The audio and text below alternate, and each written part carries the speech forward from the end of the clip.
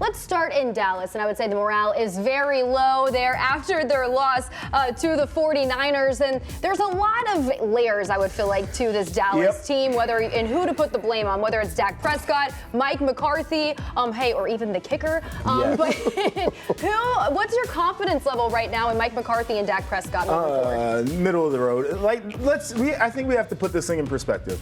This is not a bad football team that we watched all year long. This football team won a lot of games. It doesn't happen on accident. I think that on the defensive side of the ball, these guys are good, right? And I've made my comments about how I wish that they would be more bought into playing defensive football from a more holistic standpoint. It was a very good defense this year. Offensively, they really weren't that bad. Even when Cooper Rush was in there, they were making some plays. But it only matters what you do in the postseason, and that's what the problem is. Dak, to me, I've said this before, and I will reiterate it again, this guy is not a big-time quarterback. He does not show up in big-time games. What's his name? Kirk Cousins Jr. This goes back to when Dak was in college. I've mentioned a number of times.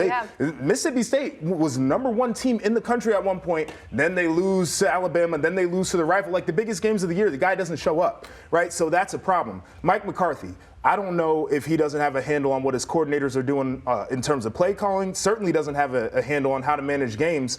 And it really doesn't hurt you until it's the playoffs, and it's do or die. And so I think they have a lot of evaluation. I don't think that some of these things are things that can't be fixed. But to me, I also think that what they're doing right now is you're going to get the same results. You might do well in the regular season. They're going to get in the divisional round and get knocked out.